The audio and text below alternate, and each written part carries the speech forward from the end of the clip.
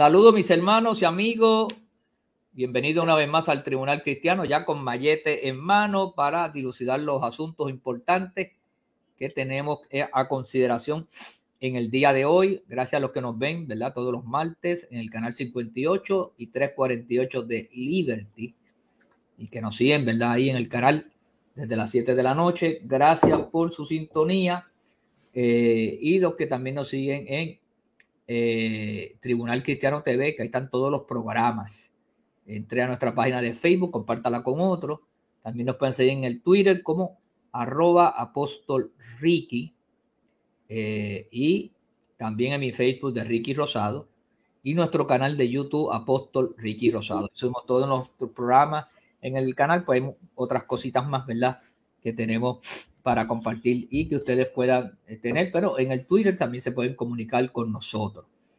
Nuestro propósito es traer la información, analizarla con profundidad y nosotros vertimos nuestra opinión y hay una opinión aquí histórica, legal, contamos siempre con la sabiduría y los estudios sobre esos temas del padre Carlos Pérez Toro, que a su vez es un abogado canónico y es un abogado del gobierno de Puerto Rico y estudioso de la libertad religiosa a nivel federal. Sigue lo que dice el Supremo antes que todo el mundo se entere. Ya parece que él anda con el gelo ese que le llega la notificación y se encierra a leer.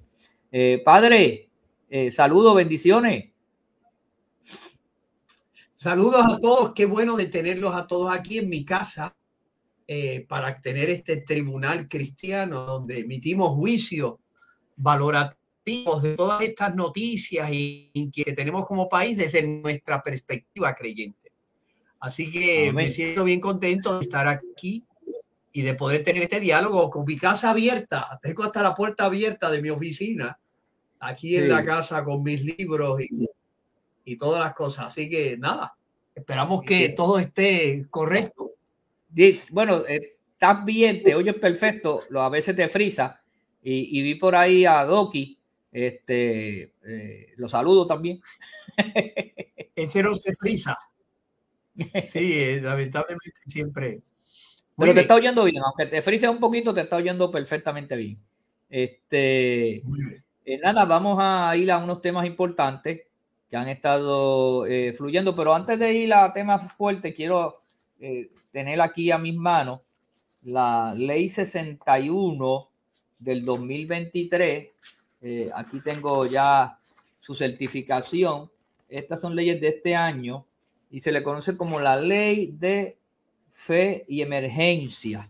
Y el propósito de esta ley, déjenme ponerme aquí los ayudantes, es a los fines de integrar a las organizaciones con base de fe en situaciones de emergencia o desastre natural, promover su integración en los centros de operaciones de emergencia, viabilizar el libre acceso a sus iglesias e instalaciones, facilitar la adquisición de bienes y suministros y para otros fines relacionados. Y la traje a colación porque aunque es una ley nueva que se fundamenta en la ley 155 del 2020, donde usted, padre, hizo un trabajo extraordinario y la gobernadora Wanda Vázquez, fue una ley por administración que Cámara y Senado refrendaron. Esa ley 61 la traigo a colación por una sencilla razón, ya que empezamos los meses de temporada de huracán, pues quiero que la pastoral y los líderes que están a cargo de organizaciones de base de fe sepan que hay una ley que reconoce que somos first responder, los primeros en respuesta, pero que si hay una situación te tienen que permitir a ti, pastor y sacerdote, llegar a tu centro de operación, tienes templo, iglesia, el lugar donde tú operas, para que lo puedas habilitar y comenzar a dar ayuda. O sea que hay un reconocimiento. Si vas a salir a dar la ayuda, también las agencias del gobierno tienen que reconocerte como que eres un respondedor inmediato y que tienes un decreto en ley que te permite llegar a los sitios e intervenir con la emergencia. Por eso que la ley se llama la ley de fe en emergencia y reconoce el trabajo social, comunitario y espiritual que hacen los pastores, los capellanes, los sacerdotes, los imanes, los que están en los rabinos, todo el que está en ese marco religioso, ahora tiene un reconocimiento, y eso se debe también a la ley 155. ¿Cómo lo ves, padre? No, es una ley excelente. Primero porque hace justicia a lo que de facto todos nosotros como sacerdotes y pastores vivíamos, que es que nuestra condición religiosa nos obliga a responder a las inquietudes de nuestros fieles y del público en general, buscando responder a todo lo que las emergencias que tenemos como país, las emergencias de hambre, de enfermedad, las emergencias de quedarse sin casa, las emergencias de estar solo, sin ayuda. Pues nosotros, gracias a Dios, estamos convirtiendo en ley lo que de facto vivíamos amparado en la Constitución. Clarifica sobre todo a las autoridades públicas, las autoridades policíacas, las autoridades de emergencia, tanto a nivel municipal como estatal, de que nosotros somos first responder, que tenemos un derecho de acceder. ¿Te acuerdas que en la pandemia? Y además, que es bien importante, que ellos tienen unas obligaciones con nosotros, sobre todo de canalizar a través nuestro las ayudas para que puedan llegar a los ciudadanos en general. O sea que todo eso, esta ley lo recoge. Y es bueno señalar lo que tú acabas de decir, porque en la pandemia hubo una situación en el toque de queda que si un pastor estaba atendiendo a un feligrés o una emergencia, una persona que moría, una persona que estaba necesitado solito para llevarle alguna ayuda y le tomaba la hora del toque de queda, había un problema que muchos pastores fueron detenidos y fueron multados. Con este reconocimiento legal, se supone que si está conforme a ley, que hay un decreto a nivel federal, estatal o municipal de que hay una emergencia, ese momento que se decreta esa emergencia, ya estamos cubiertos por esta ley para intervenir y trabajar en el asunto. Así mismo es. La ley es muy buena, es excelente.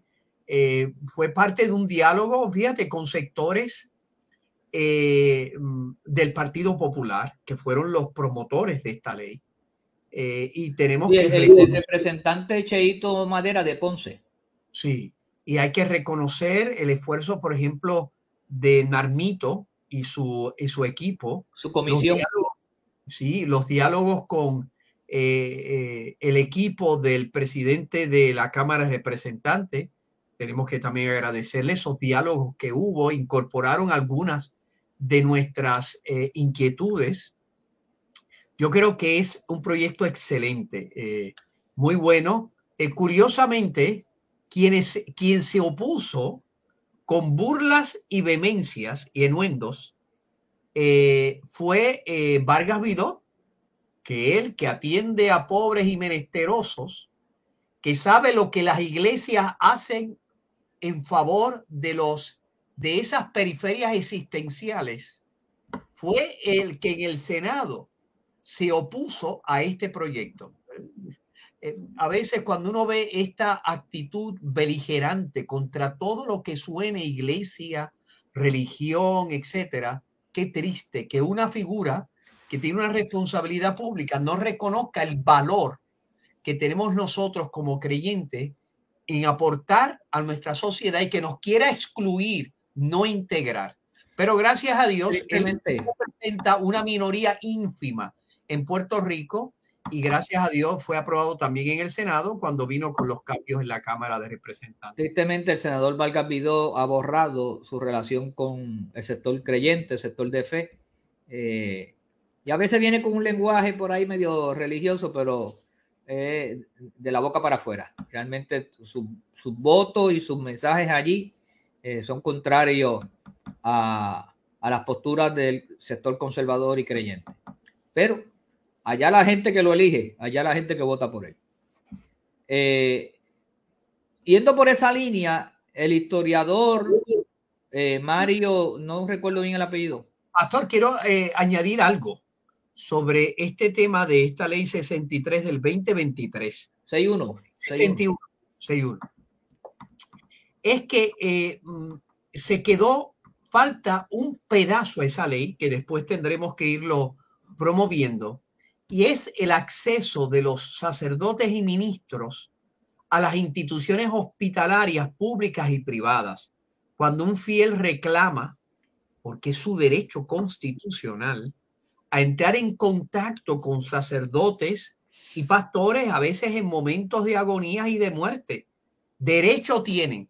Pues una de las cosas que experimentamos durante la pandemia, lamentablemente, son los obstáculos que los hospitales públicos y privados, y incluso fuera de periodos de emergencia como la pandemia, es de difícil acceso. Ese es otro proyecto, ¿verdad?, que tendríamos que trabajar, en la cual se garantizase que un fiel, cuando reclame entrar en contacto con un sacerdote o pastor, se le reconozca que sobre ese derecho no hay nada. No hay nada, porque todo lo que un sacerdote, por ejemplo, de seguridad personal, etcétera, todo lo que un médico o cualquier otro que trabaja en un hospital, desde el que recoge la cama, etcétera, un sacerdote o un pastor puede cumplirlo tranquilamente. Por eso no hay razón para estos Yo no obstáculos sé, que a veces yo no tenemos. sé, porque hay algunos hospitales que tienen oficinas de capellanía. Sí. Y hay un capellán, pues, del hospital. Yo no sé si es que el hospital entiende que porque ya yo tengo un servicio de capellanía, que eso es suficiente. No, porque el derecho que tiene el fiel es entrar en contacto con el sacerdote o el pastor que él considere oportuno. Sí, o sea, si porque yo es que me no quiero entiende confesar, eso. no estoy obligado a confesarme con el capellán del hospital. Sí, sí, por eso te digo que no entienden No, y no que esto es una relación personal. Es que la libertad, ahora estaba viendo un caso de, lo voy a decir porque lo tengo aquí frente a mí. Vamos a ver. Es un caso. Ahora, padre. Es un caso de EEOC. EEOC es una oficina federal que protege los derechos de los trabajadores según las leyes federales. Y este sitio que se llama Triple Canopy Inc., que está en Virginia, pues le niega el acomodo razonable por motivos religiosos, aduciendo de que el señor o la persona que pedía, reclamaba, no había podido conseguir una denominación religiosa que respaldase su visión cristiana. Entonces el EOC falló en contra del Triple Canopy, de esta empresa, diciéndole es que no hace falta porque la libertad religiosa no depende si tú perteneces a una organización o no.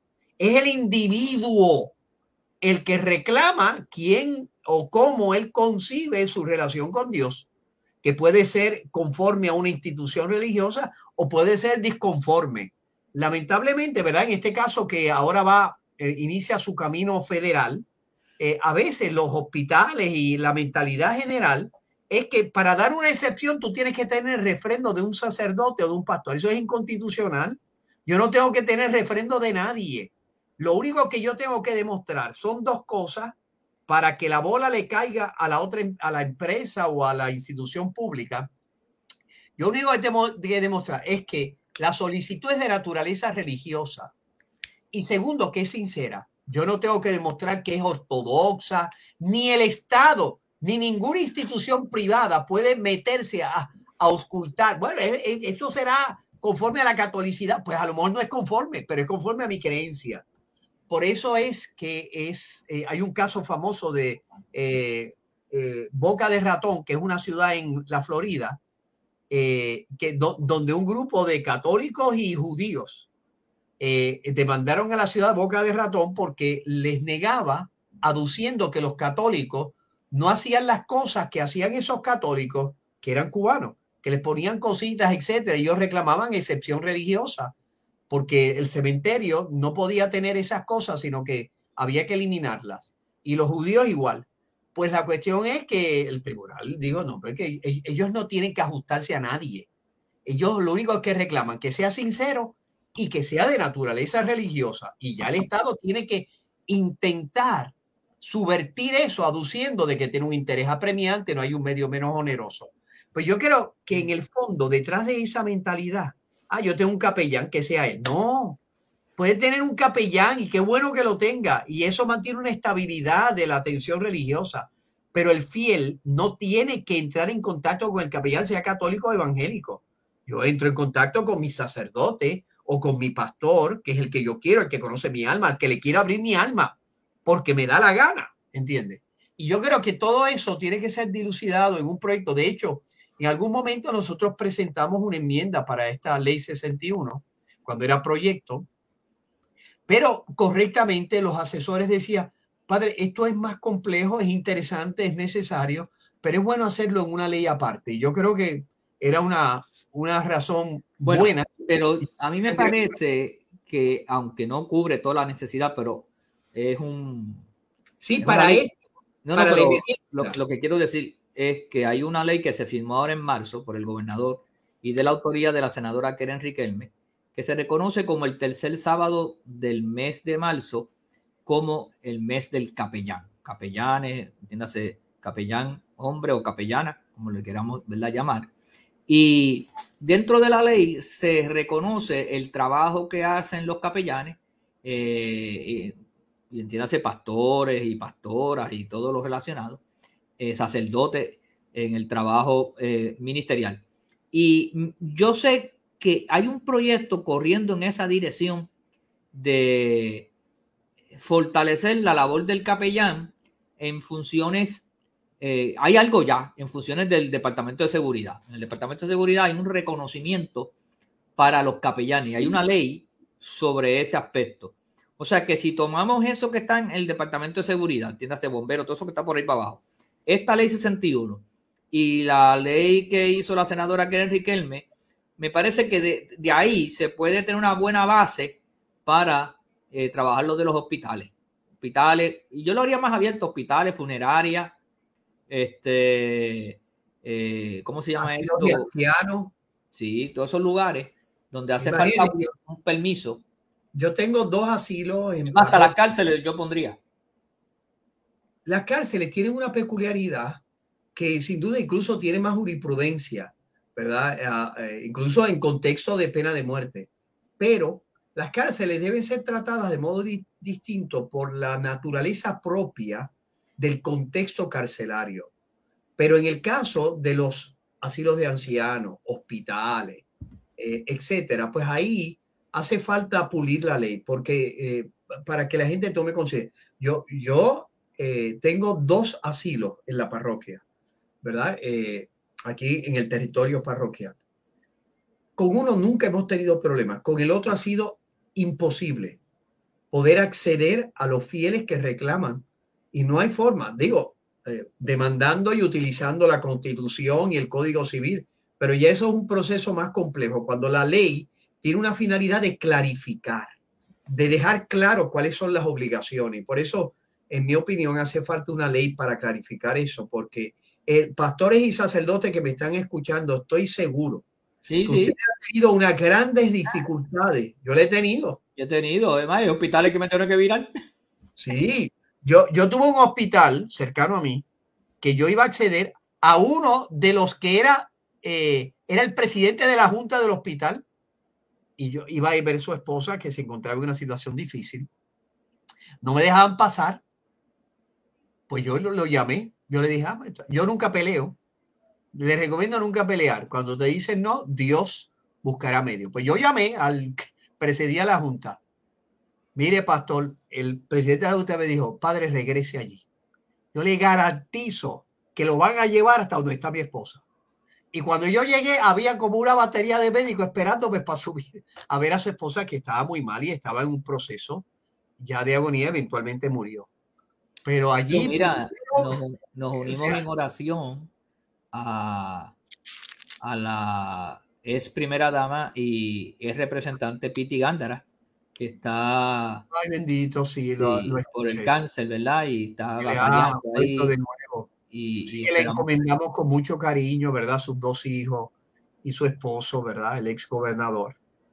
Y pedimos, ¿verdad? Por su recuperación completa. Bendito, me da pena porque ha vuelto de nuevo el cáncer, ha dicho públicamente su esposo, y la acompañamos con oración y cariño y cercanía a ella y a su familia. Muy bien. Bueno, el historiador Mario ¿qué? Mario Ramos. Mario Ramos, que ha estado con nosotros aquí en el programa de WKQ, en ese que él ha estado con nosotros, escribió uno de sus escritos históricos en la columna que tiene en el periódico El Vocero. Más o menos el reportaje o la columna habla de que un siglo del pentecostalismo y su influencia en Puerto Rico, a un siglo, ya básicamente un poco más de 100 años, y hace la historia de cómo fue. Uno que la conoce pues sabe que está bastante cercana. Uno acá tiene otros detalles porque están los detalles de cómo surgieron cada denominación, ¿verdad? Dentro del pentecostalismo. Claro. Que esa no es la parte que él cubre el pentecostalismo en sí, pero En nosotros general, pues tenemos esa data. Y entonces habla del poder que ha alcanzado del año 1970 para acá la iglesia pentecostal en todas sus vertientes, y cómo le ha dado énfasis a ciertas formas de ser a tono con los tiempos, y además dijo algo que a mí me llamó la atención, que logró entrar en toda una serie de gamas de situaciones, y aunque él narra algunas, hay muchas más, pero la iglesia en los medios ha sido bien fuerte al tener, habla del primer programa de radio que fue en WKQ. Sí, en la década, en el año 30. Sí. Años 30. Y hasta tiene el nombre y todo. Sí, tiene aquí el nombre, déjeme ver si yo. Pero también habla de cómo la iglesia ha alcanzado la radio, ser dueña de varias emisoras de radio, tener programas de radio, revistas, periódicos, la televisión, y ahora pues no lo puso, pero sí las redes sociales. Yo creo que uno de los grupos que más transmiten en Facebook Live son las iglesias. Pastor, desde 1922, con la emisora WKQ, la música y la política tuvieron papel protagónico en este medio. El sector religioso no se quedó atrás. Por eso, en el año 1934, se transmite el primer programa radial que lo auspicia la Iglesia de Dios Pentecostal, con la participación de varios predicadores y con un tema sugestivo a tratarse: mi espíritu no contenderá para siempre con el hombre. Al pasar los años tendrían, además de radioemisoras, periódicos, revistas y televisión. Imagínense, el movimiento pentecostal, llegan las iglesias, ¿verdad?, que se llaman en Puerto Rico históricas, o sea, metodistas, ¿verdad?, bautistas, etcétera, y llegan a distintos lugares del país, ¿verdad?, y comienzan una gran labor misionera, además de educativa y hospitalaria. ¿Quién no oye el Hospital Menonita, por ejemplo?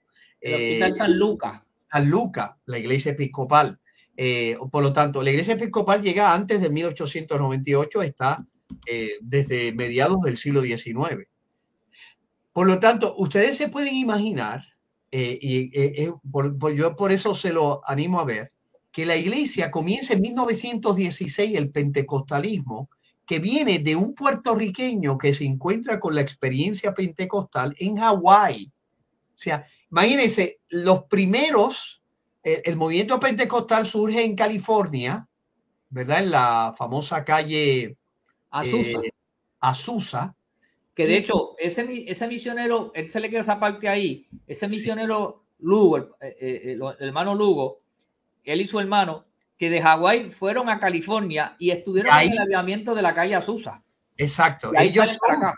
Claro, de allí salen para acá y comienzan esta experiencia que, como él dice, él pone en los 70, el movimiento pentecostal se va creciendo de un grupo de 7,000 a un grupo que en este momento, según los números, es una mayoría significante de país, cuyo influjo pone y quita. Pero hay una cosa que dice muy interesante del movimiento pentecostal, que a mí me resultó hermoso. Dice, aunque con una influencia marcada del pentecostalismo de los Estados Unidos, el origen mismo de la organización es patrio, o sea, un movimiento autóctono tanto en su fase de recursos humanos como en las áreas de idioma y rasgos culturales caracterizantes. Esto es lo que José Luis González describía sobre la influencia foránea en Puerto Rico. No somos asimilados, al contrario, nosotros somos los que asimilamos.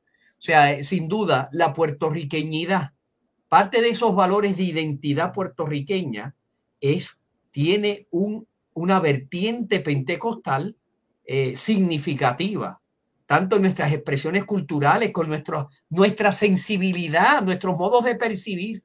Bueno, tú sabes que... Por supuesto, tanto la catolicidad, ¿verdad?, que ha acompañado a este país desde el inicio, como el pentecostalismo, representan la mayoría religiosa y creyente del pueblo puertorriqueño. La influencia ha sido tanta que yo no quiero entrar porque no tengo el dato histórico evidentemente, ¿verdad?, para dar la evidencia. Pero desde acá, por la experiencia que tengo de casi 40 años de pastor, la República Dominicana ha recibido una influencia de un avivamiento y un desarrollo del pentecostalismo y el evangelio por causa de los misioneros que de Puerto Rico iban constantemente. Pero, pastor, no solo la República Dominicana, el movimiento misionero pentecostal puertorriqueño tiene unas figuras que han ejercido un influjo sí, de todo el pentecostalismo de América. Sí. Y que sin duda, imagínense, hay todo un concilio que se llama MI, porque tiene de Puerto Rico, se han extendido por el mundo. MI tiene alrededor de 500 y pico de iglesias en Puerto Rico y sobre 1500 fuera de Puerto Rico. Imagínense. Yo le contesté a él porque me pareció un artículo excelente. Yo le dije a mi buen amigo, le dije lo siguiente. Déjenme ver si lo dice. Y quiero escucharlo para que ustedes vean, ¿verdad? Yo soy sacerdote católico y reconozco, imagínense, en este momento histórico, el pentecostalismo puertorriqueño, con todos los concilios, las iglesias independientes, etcétera, los grandes movimientos y las grandes figuras pentecostales, que entre ellas está usted, pastor, son las que están llevando la voz cantante en esta batalla cultural por preservar nuestros valores, nuestras libertades y nuestros derechos fundamentales.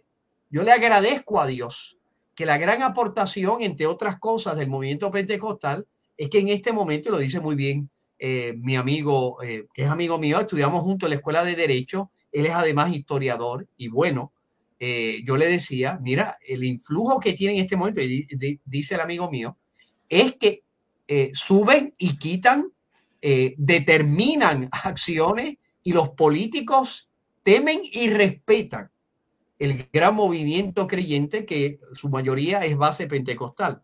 Y yo le decía... Pues yo espero que este reclamo que se ha hecho con relación al secretario de Justicia, que ahorita voy a tocarte un tema sobre eso, a ver cuál es tu opinión, pues Fortaleza lo tenga en cuenta con esa columna. Ya experimentó las consecuencias cuando quería empujar una procuradora de la mujer que no era consistente ni con los propios principios del Partido Conservador del gobernador, ni por supuesto con el Estado de Derecho y el respeto a la diversidad religiosa. Pero mire lo que yo le decía. Yo le dije, excelente artículo, muy bueno e ilustrativo. Pero creo que es importante resaltar que en este momento histórico los católicos conservadores puertorriqueños, una presencia altamente significativa del catolicismo puertorriqueño, han creado una alianza espontánea con sabor de ecumenismo que ha hecho que el pentecostalismo está salvando la presencia pública del catolicismo puertorriqueño. Es una experiencia única que hace que Proyecto Dignidad haya sido más exitoso que el PAC. Lo que, ¿verdad?, peinamos ya más canas, el PAC yo no lo vi, pero fue un partido promovido por los obispos de Puerto Rico en la que los católicos, los obispos querían encontrar un cauce democrático para el voto católico, a semejanza de lo que la democracia cristiana era en Italia y en otros países europeos, darle cauce democrático al voto católico. Y se inventaron el Partido de Acción Cristiana, se llamaba así, en los 60, para enfrentar al Partido Popular y su secularismo rampante y su oposición a los valores cristianos en ese momento histórico. El PAC fracasó, ¿verdad? Lo presidió una gran figura fundadora del Partido Independentista que se llamaba Feliu Pesquera, una gran figura que el independentismo puertorriqueño actual, de corte socialista de izquierda, claro, no siente las inquietudes que tenía ese gran creyente católico, creyente cristiano. La cuestión es que el PAC fracasó, entre otras razones, porque se circunscribió al catolicismo y la gran presencia protestante no se unió al esfuerzo porque entendía que no representaba a todo el país. La cuestión es que eso no ha sido, por ejemplo, Proyecto Dignidad, en la que hay católicos, evangélicos, y no ha sido incluso en los partidos tradicionales, donde hay católicos y evangélicos unidos en la defensa de valores y principios. Voy a dar un ejemplo. Keren Riquelme es evangélica, pentecostal, y Tomás Rivera Chat, el portavoz del grupo del PNP, es católico. Y ambos están completamente unidos en la defensa de valores y principios. Uno va viendo, por lo tanto, cómo el catolicismo y el movimiento pentecostal hacen alianza porque perciben de la misma manera, con sus dos ojos perciben, ven de la misma manera las inquietudes que todos tenemos como creyentes. Yo creo que eso, ¿verdad? Yo le decía a mi amigo, ¿verdad? Que es un fenómeno que se está dando en Puerto Rico, que yo no sé si los movimientos de derecha en otras jurisdicciones tienen esa misma fuerza que estamos teniendo los movimientos cristianos, católicos y pentecostales en Puerto Rico. No lo sé. Bueno, en Nicaragua ahora mismo hay una unión de católicos y protestantes y entiéndase pentecostales, es muy fuerte, muy fuerte. Claro, están sufriendo lo mismo. La persecución los unió. Antes no estaban unidos. Los unió la persecución. Dios en su providencia va destruyendo los muros y va creando ese hombre nuevo unido en Jesucristo, donde no hay, dice la Escritura, ¿verdad? No hay mujer y hombre, no hay gentil ni judío. Todos somos uno en Cristo. Toda esa unidad. Yo creo que todo esto, estas grandes confrontaciones contra nosotros como creyentes nos está uniendo grandemente. Yo le agradezco a Dios, ¿verdad? Por el movimiento pentecostal en Puerto Rico, que gracias a Dios ha sido el que está llevando la voz cantante en esta batalla por preservar nuestra isla como la isla del Cordero. Vamos a tocar otro tema que lo voy a dividir, este tema lo voy a dividir en dos partes y tiene que ver con las vistas públicas que la Comisión de Familia en la Cámara de Representantes está viendo y a la misma vez pues la autora del proyecto. Me corrige si no estoy claro en esto. Tiene que ver, en resumen, el proyecto con que los transgéneros mujer no compitan contra otras mujeres en el deporte. Pero quiero verlo quiero hacerte una primera pregunta sobre esto y luego pues entrar en un debate que fuera de cámara tuvimos tú y yo estoy en una línea, tú estás en otra. Ambas van a llegar al punto de convergencia, pero es un disgusto que a mí me trae. Antes de ir a eso, que la comisión que dirige la representante Lizy Burgos decidió no pedirle ponencia al Departamento de Justicia sobre este tema, basado en que el secretario de Justicia ya está prejuiciado. Yo no sé si eso es tirar mucho el chicle. Entiendo que es una movida política porque es el Partido Dignidad y políticamente teniendo unas confrontaciones donde fueron frente al Departamento de Justicia a hacer un reclamo que de la democracia se los permite, pidiendo la renuncia del señor secretario por las expresiones que hizo en la vista pública del 495 dirigida por Joan Rodríguez Bebe. Pues me imagino que será una movida política del partido decir, mira, lo que nuestras comisiones cuando hagan sus vistas públicas, pues no le van a pedir opinión al secretario de Justicia. ¿Cómo tú ves esa fórmula? Mire, pastor, sin duda, el secretario de Justicia demostró que sobre estos temas él no va a actuar con objetividad, sino a base de sus prejuicios, de sus enuendos, de sus insultos, de su falta de objetividad para poder ver la justicia o no de estos proyectos. Proyectos como, por ejemplo, este que tiene que ver con el contexto deportivo y la participación de personas transgéneros en esos proyectos deportivos del sexo contrario al que originalmente son las personas, ¿verdad? O que biológicamente son. Y ella está, yo puedo entender, de que ante un secretario que no tiene ningún interés de poder contribuir al debate de ideas, a presentar con objetividad, por decir así, los cauces y las inquietudes, ¿verdad? Pues yo puedo entender a Lizy Burgos, claro. Yo entiendo que como movida un poco, por decirlo de alguna manera, táctica. No política. Hey, las cosas se llaman por su nombre. Pero déjeme terminar, pastor, permítame, yo no estoy evaluando la rechazo. Recuerde que yo soy el juez aquí.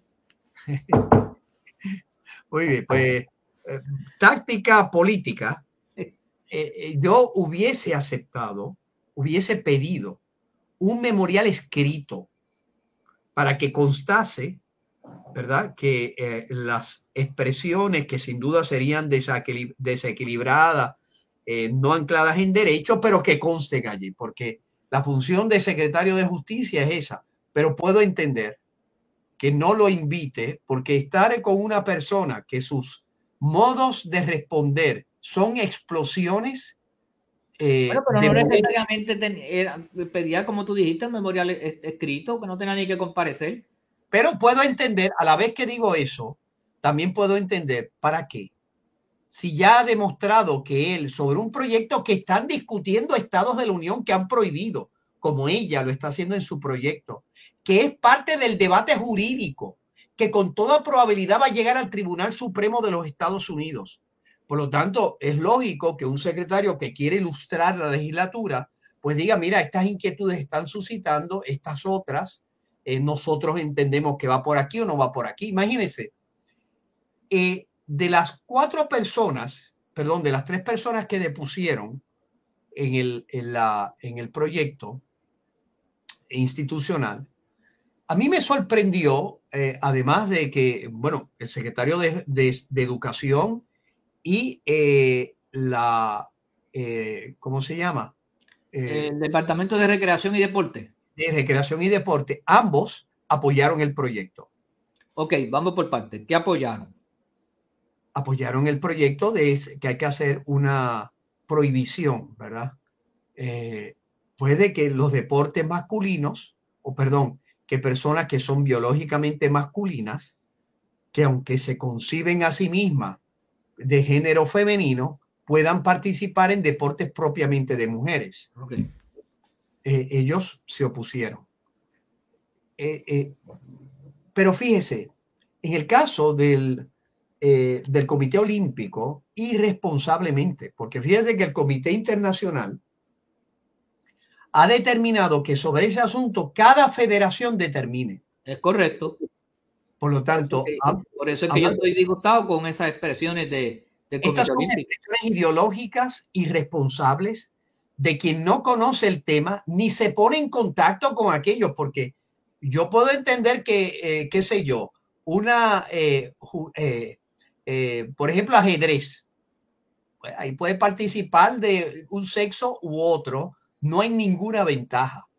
Ahora, un deporte de boxeo, de pista y campo, un deporte de balompié. O sea, uno va viendo, pueden haber actividades deportivas que la diversidad de los sexos no sea un elemento imprescindible o importante. Pero son muy pocos porque el deporte por sí es de fuerza, de resistencia. Claro, yo estoy diciendo para justificar lo que dice el Comité Olímpico Internacional.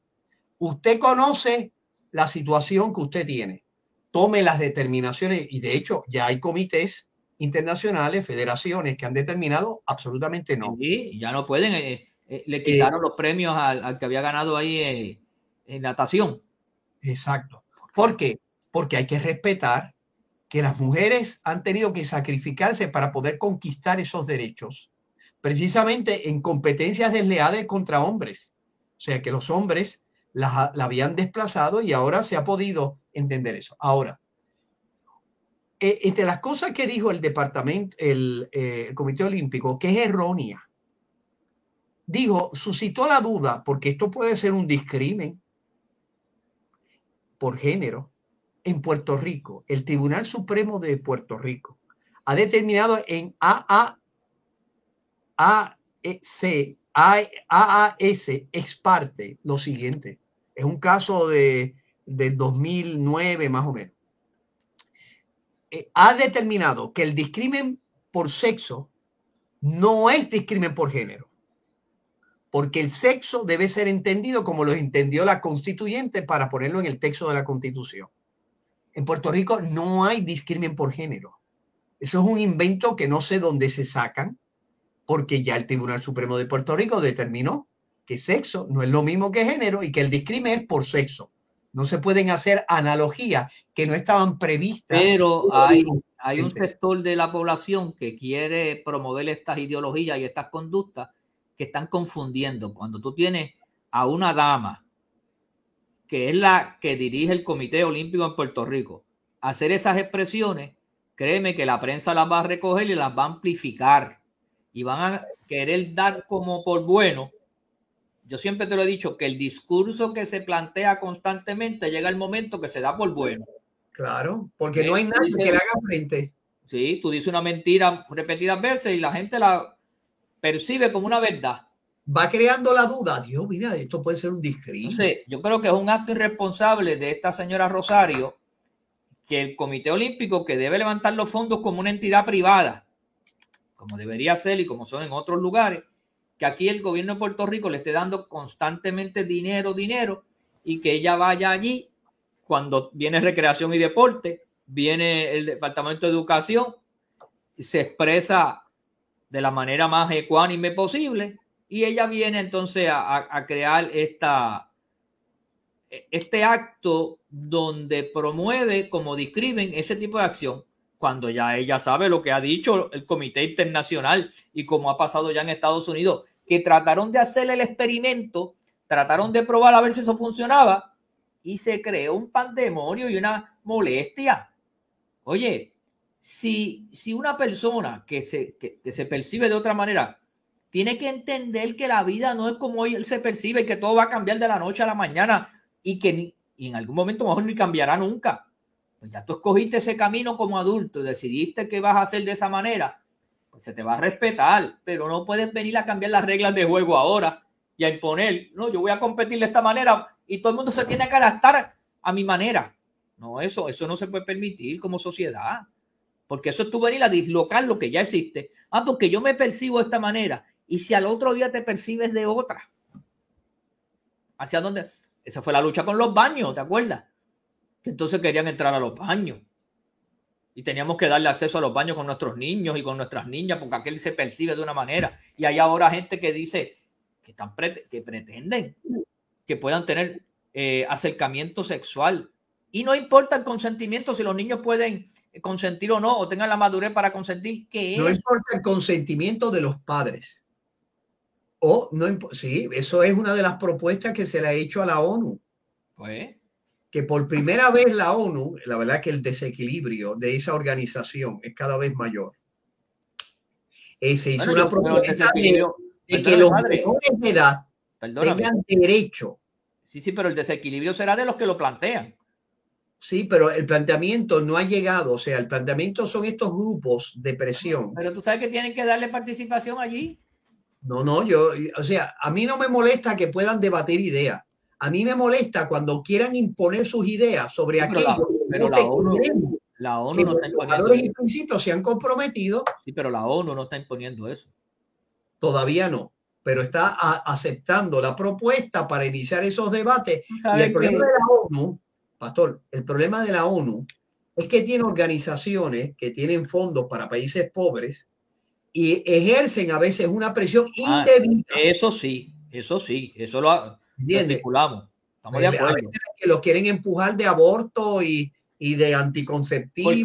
aquí en Puerto Rico, en las vistas públicas, tú tienes que permitir que vayan gente a hacer planteamientos allí que están. Mira, pero si tú tienes el planteamiento de Rosario, la presidenta del Comité Olímpico, abogando. Yo no sé si es que, no sé quién, uno de los patrocinadores a lo mejor la está forzando a eso. Es lo que yo puedo pensar. Acuérdate que Don Dinero tiene una influencia poderosa. Y como ellos dependen de patrocinadores, tú sabes, y estamos en el mes del orgullo gay, pues ahora, fíjate la situación con Target. Target tuvo una presión en la tienda. Pues digo, culturalmente secular, celebran este año, este mes, el año. Para nosotros, los creyentes católicos, es el mes, perdón, del Sagrado Corazón de Jesús. Amén. Y mira qué blasfemia, que cogiendo, sabiendo que ese es el mes, no respetaron a la Iglesia Católica. Están como los Dodgers. Sí. Tú eres fanático de los Dodgers. No, yo no soy fanático, yo soy de los Yankees. Qué bueno que los Yankees cada vez le dan palos y macetas. Mira, no, que ahí veo que tiene la gorra que lo dice. Sí, lamentablemente, tengo aquí la información. Sí, ustedes saben que los Dodgers hicieron ellos el puesto del orgullo gay. Padre, no te pegues, que cuando te pegues. Perdón, el mes del orgullo gay. Adri, cuando te pegas, que se frisa. Si te quedas para atrás, no se frisa. Ok. Estamos bien, ¿verdad? Sí, cuando estás ahí, oye, perfecto. No sé por qué, no tiene explicación. Pues mire, lamentablemente la organización quiere reconocer a un grupo que es un grupo, ¿verdad?, de personas gay que se hacen llamar a sí mismos se hacen llamar los Sisters of the Perpetual Indulgence. Este es un grupo de personas, ¿verdad?, promotoras de la agenda gay. Es un grupo para satirizar la catolicidad. Se blasfema las cosas más sagradas del catolicismo. Se burlan, ofenden, hacen expresiones públicas porque son un grupo de como de payasos que realmente resultan denigrantes a la Iglesia Católica. Ellos en el mes, ¿verdad?, del orgullo gay, pues para resaltar la inclusión, cada mes ellos reconocen algún grupo o sector, ¿verdad?, del país, para reconocerlo y que los Dodgers se conviertan en aquellos que desarrollan la inclusión. Eso es marketing, eso es para seguir atrayendo gente a los parques. Yo hasta podría entender que ellos quieran reconocer distintos sectores. Entonces, ellos de los distintos sectores que reconocen, escogen personas o grupos que de alguna manera hayan adelantado la agenda de ese grupo. Pues estas personas que son hombres, que satirizan y blasfeman, o sea, son blasfemias.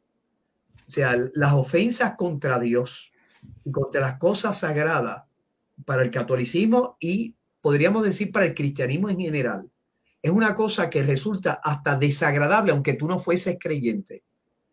La cuestión es que este grupo, pues hubo un clamor de que cómo iba a reconocer un grupo así.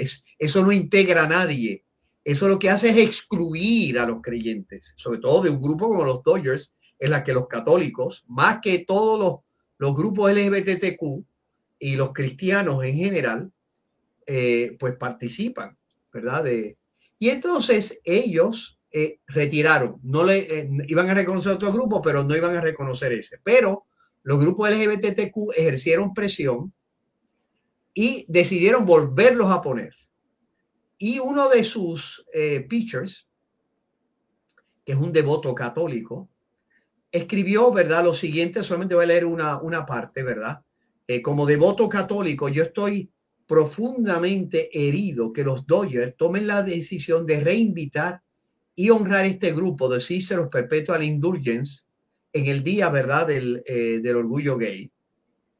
Y dice, porque el béisbol es un lugar donde personas de distintas sensibilidades se integran en una actitud de respeto y de, ¿verdad?, de support a todos los grupos. Entonces dice lo siguiente, esto es lo último que voy a leer.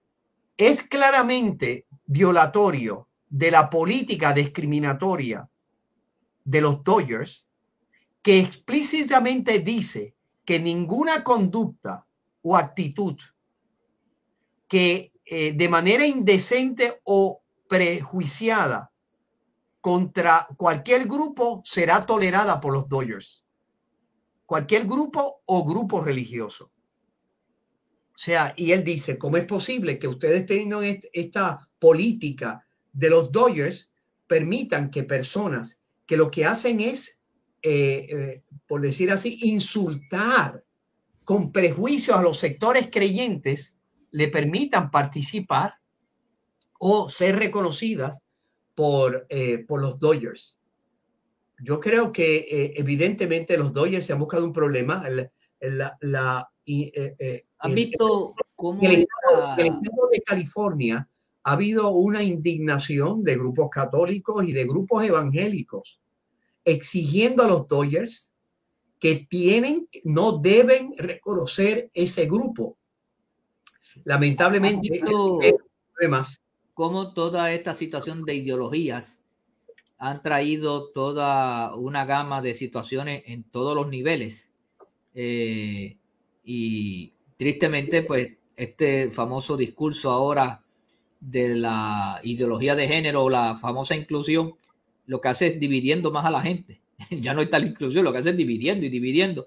Cuando tenemos que tratar a la gente como persona, amarnos, pero no imponer sus preferencias, sus estilos o sus ideologías así de manera tan explícita y a la cañona. Bueno, pero padre, nada, el tiempo dirá, bueno, el tiempo se ha acabado, no va a decir nada, el tiempo es lo que nos dice que se acabó ya el horario nuestro aquí. Como decían los Alegres 3, este programa se acabó. Se acabó, se acabó. Y como decía el conejito, a la misma hora nos volveremos a ver. Filemiño, ¿te acuerdas de aquel del que decía Filemiño? En esta misma Batihora y por este mismo Vaticanal. Exacto. Así que nos veremos el próximo. Bendiciones, cuídense a todos. Dios me los bendiga. Aquí en el Tribunal Cristiano.